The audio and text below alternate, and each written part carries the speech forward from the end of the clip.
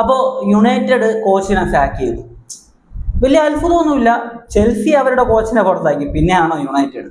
അപ്പോൾ എനിക്ക് പറയാനുള്ളത് എന്താണെന്ന് വെച്ച് കഴിഞ്ഞാൽ, അലക്സ് ഫെർഗൂസൻ 2013 എന്തോ പോയതിനു ശേഷം പിന്നീട് ഈ ഒരു 13 വർഷത്തിനകത്ത് നിങ്ങൾ സാക്ക് ചെയ്തിട്ടുള്ളത് 10 കോച്ചിനെയാണ്.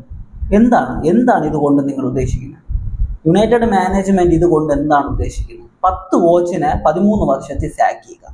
അതായത് ഇപ്പോൾ ഈ ഒരു പ്രോസസ്സിങ് ടൈം ഉണ്ടല്ലോ. ഇപ്പം നോർമലി നമ്മൾ നോക്കി കഴിഞ്ഞാൽ ഒരു സ്ത്രീ ഗർഭിണിയായതിനു ശേഷം കൊച്ചു ജനിക്കുക ഒരു 10 മാസം. ഇത് നിങ്ങളുടെ മാനേജ്മെൻറ്റിൻ്റെ മെൻറ്റാലിറ്റി എന്ന് വെച്ച് കഴിഞ്ഞാൽ ഇന്ന് പ്രഗ്നൻ്റ് ആകണം, നാളെ പെറണം, ആ ഒരു മെൻറ്റാലിറ്റിയാണ്. അതായത് ഒരു പ്രോസസ്സിങ്ങിനുള്ള ടൈം കൊടുക്കുക. അറ്റ്ലീസ്റ്റ് ഒരു 2 സീസൺ കൊടുക്കുക. 15ാം സ്ഥാനത്ത് ഫിനിഷ് ചെയ്യുമെന്ന് പറഞ്ഞിട്ട് ഒന്നും പറ്റാൻ പോകുന്നില്ല.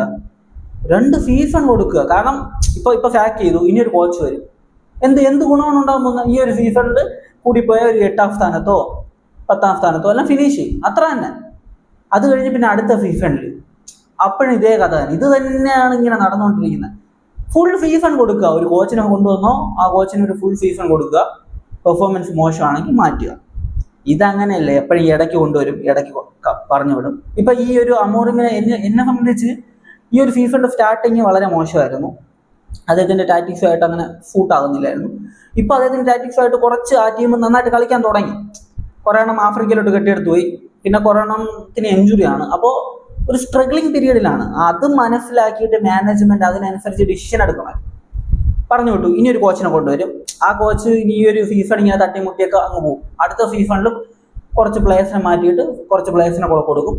വീണ്ടും അടുത്ത വിൻ്ററിൽ പറഞ്ഞു വിടും. അതായത് വിൻ്ററിൽ കൊണ്ടുവരും, കോച്ചിനെ കൊണ്ടുവരും, സമ്മറിൽ കുറേ പ്ലേയേഴ്സിനെ കൊടുക്കും, അടുത്ത വിൻ്ററിൽ തൂക്കി എറിയും. എന്താണ് എനിക്കറിയാൻ വയ്യ, എന്ത് മാനേജ്മെന്റ് എന്താണ് ഇതൊക്കെ കൊണ്ട് ഉദ്ദേശിക്കുന്നതെന്ന് അവർക്ക് തന്നെ അറിയത്തുള്ളൂ.